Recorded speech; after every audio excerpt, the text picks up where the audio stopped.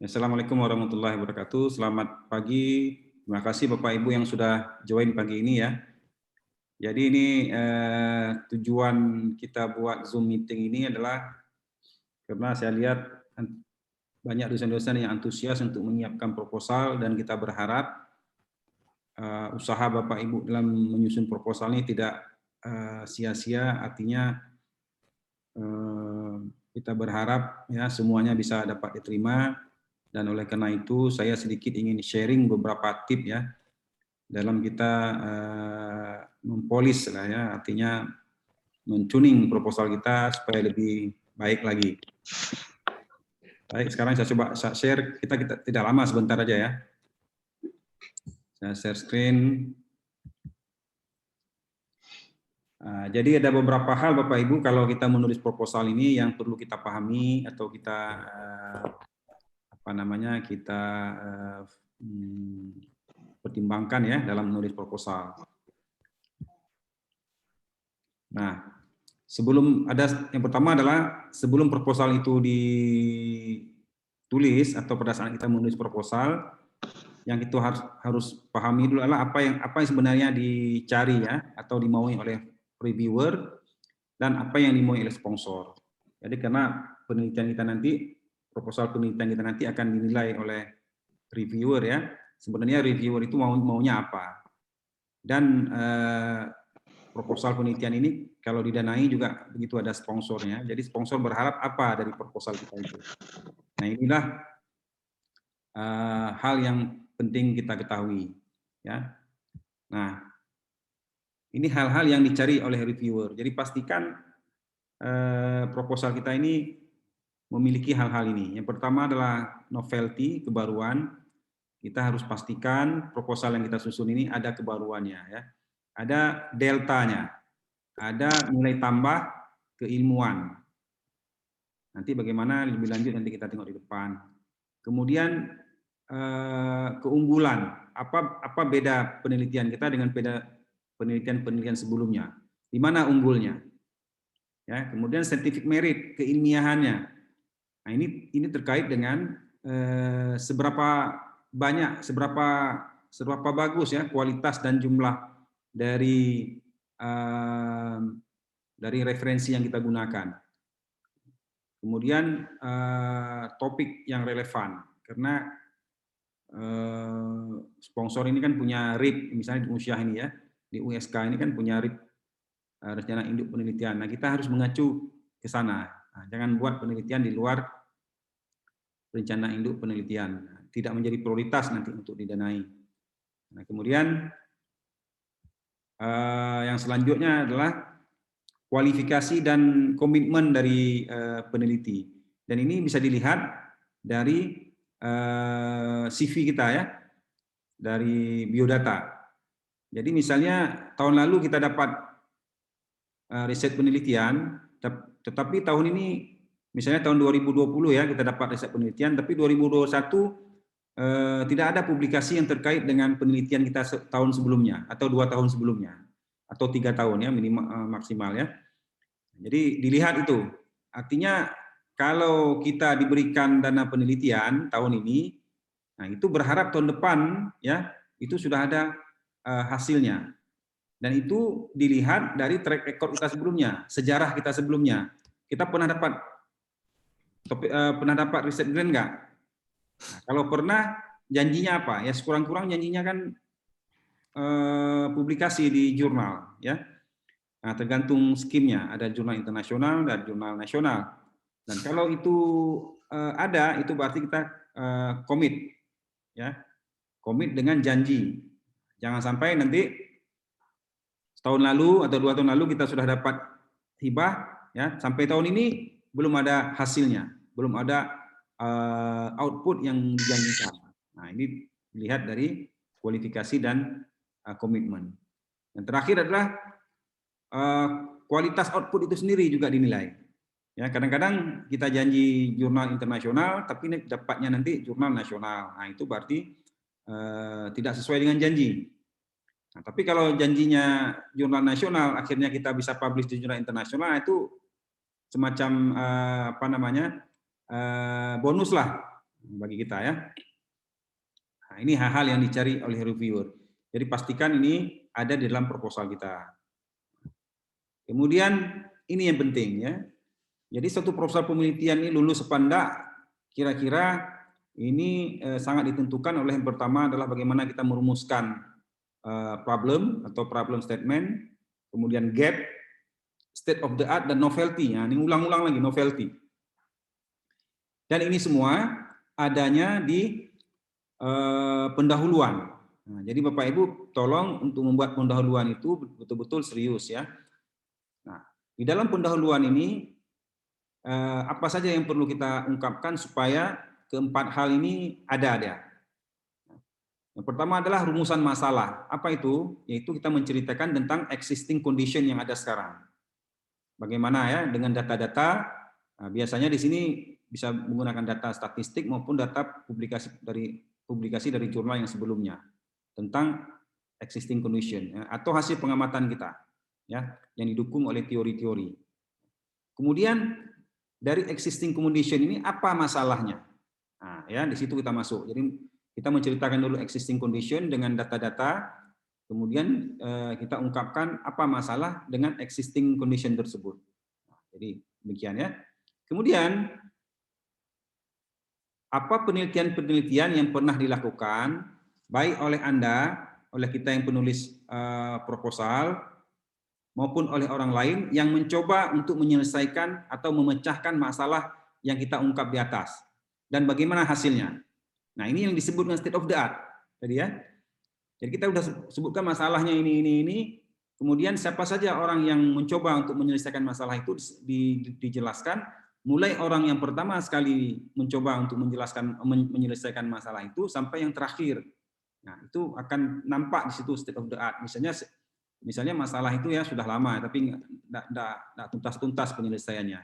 Maka mungkin tahun 1970 orang sudah mulai meneliti tentang itu ya. Tapi problemnya juga tidak selesai. Sampai dengan 2020 atau 2001 awal ya kita semua harus rangkum ya siapa, di mana, kapan, dan bagaimana hasilnya. Nah, ini yang kita sebut dengan state of the art. Ini penting sekali ya. Jadi dalam state of the art ini Bapak Ibu kita coba dia merangkum sekali lagi ya dari awal sekali sampai terakhir. Tapi ada poin ketiga.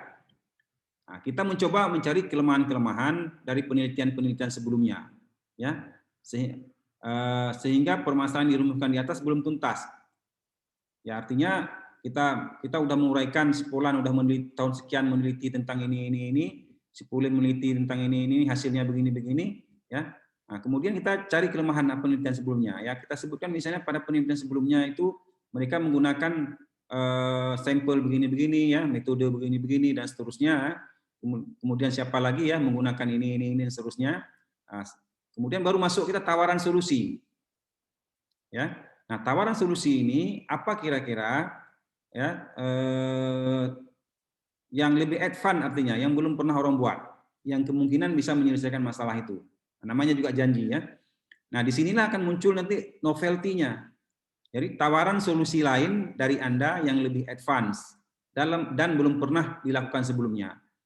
Baik dari segi ide itu baru misalnya kita ungkapkan hal-hal yang baru, kita tawarkan hal-hal yang baru, ataupun modifikasi dari ide-ide sebelumnya. Nah, boleh juga, ya, boleh betul-betul ide baru atau ide sebelumnya yang kita modifikasi. Nah, baru yang terakhir adalah tujuan dari penelitian. Jadi saya ulang ya, kira-kira di dalam pendahuluan perlu ada rumusan masalah yang berisi tentang existing condition yang menurut kita itu tidak sesuai dengan harapan ya. Masalah berarti ya. Kemudian penelitian-penelitian apa saja yang pernah dilakukan ya mulai dari awal sampai yang terakhir yang mencoba untuk menyelesaikan masalah di atas. Ya. Nah, jadi kita menyebutkan siapa, kapan, di mana dan bagaimana hasilnya. Kemudian langkah ketiga, kita mencari kelemahan-kelemahan dari penelitian-penelitian sebelumnya tersebut ya. Sehingga permasalahan yang dirumuskan di atas belum tuntas terpecahkan. Nah, itu gap-nya, ada gap di situ ya. Ada rumpang tempat kita mau masuk begitu. Nah, ada lubang ya. Kemudian kita tawarkan solusi untuk mengisi lubang itu. Nah, yang kita yang bisa kita ungkapkan misalnya baik ide itu merupakan ide baru sama sekali, belum pernah sama sekali orang buat, ataupun ide dari sebelumnya yang kita modifikasi. Boleh juga ya. Kemudian yang terakhir adalah tujuan. Nah, ini wajib. Jadi kalau Bapak Ibu bisa menyajikan apa yang saya sebutkan ini, insya Allah ya proposalnya, peluang proposalnya itu untuk diterima menjadi lebih tinggi. Nah, ada beberapa proposal yang saya baca dari kawan-kawan ya, itu udah bagus, rumusan masalah udah bagus semua, tapi kering dengan referensi. Nah, artinya state of the art-nya tidak jelas. Dia sudah cerita begini, bagus semua, tapi hanya menggunakan 1-2 referensi, yang referensi itu mungkin dari koran Serambi, misalnya ya, dari Dinas Perikanan contohnya ya, dan itu hanya 1-2 saja, tidak cukup, ya, tidak cukup. Nah, jadi harus banyak referensi yang kita gunakan. Boleh satu paragraf itu didukung oleh lebih dari 1 referensi. Ya biasakan Bapak Ibu menulis paragraf itu ya, terutama dengan berkaitan dengan komparasi dan teori-teori, itu tidak hanya 1 referensi, tapi didukung oleh 3, 4, 5, bahkan sampai 6 referensi ya. Dan itu mungkin kalau yang mahasiswa dengan bimbingan saya mungkin sering itu saya komen ya untuk tolong tambah referensi di sini, tambah referensi di sini dan seterusnya ya. Dan upayakan referensi-referensi yang kita gunakan itu adalah berasal dari jurnal. 80% usahakan ya, 80% berasal dari jurnal, 80% juga berasal dari referensi yang terbit 10 tahun terakhir, 2011. Kalau ada pernyataan suatu paragraf yang didukung hanya oleh 1 referensi, yang referensi itu di bawah 2011, maka upayakan untuk ditambah. Jadi paragrafnya nggak perlu Bapak Ibu ubah lagi, tinggal disisip saja referensi tambahan yang terbaru. Karena nanti akan dihitung ya berapa jumlah referensi, berapa persen referensi dari jurnal, berapa persen referensi yang terbaru. Itu akan dihitung ya dan menjadi poin gitu. Kemudian masalah yang kedua juga yang sering ditemukan adalah walaupun penelitian itu 1 tahun, tetap dia roadmap penelitian itu harus kita sampaikan. Nah, tapi kita menyebutkan di tahun berapa, ini contoh aja ya. Jadi membuat roadmap itu macam-macam. Ada dengan model seperti ini, ada yang seperti ini ya, roadmap-nya yang buat, ada yang begini, macam-macam modelnya. It's okay, tidak ada problem. Yang penting adalah perlu ada roadmap. Apa itu roadmap? Itu peta jalan. Jadi peta jalan itu apa yang sudah pernah kita lakukan atau tim kita lakukan sebelumnya, kemudian hasilnya bagaimana. Nah, ini contohnya ya. Jadi di bawah 2017 misalnya sudah dilakukan penelitian ini ya. Nanti dipublish di jurnal apa dan seterusnya ya. Nah, ini diungkapkan begitu. Baru ke depan apa ini kebetulan contoh yang sebelum-sebelumnya ya saya ambil ya. Kemudian mungkin 2021 kita ada di sini, 2022 di sini dan seterusnya ya. Kemudian apa yang akan dilakukan, kemudian luaran apa yang kita janjikan. Nah, jadi terungkap di sini. Jangan lupa ya, bisa buat juga model seperti ini, silakan. Tapi selengkap mungkin kalau bisa ya. Ada tahunnya yang di belakang, tahun ke belakang, kemudian ini tahun kita di sini misalnya ya, kemudian tahun ini tahun ke depan. Walaupun penelitian itu sekali lagi ya, tahun tunggal. Ya, apa topiknya, kemudian apa luaran yang akan kita harapkan. Nah, jadi itu hal yang penting yang saya coba ungkapkan pada Bapak Ibu. Kalau itu ada, insya Allah peluang untuk diterima semakin tinggi.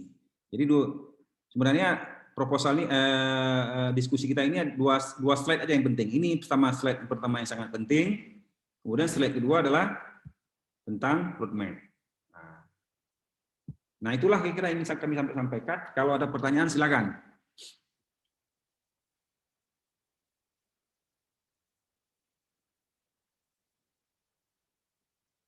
Ada yang ingin tanya?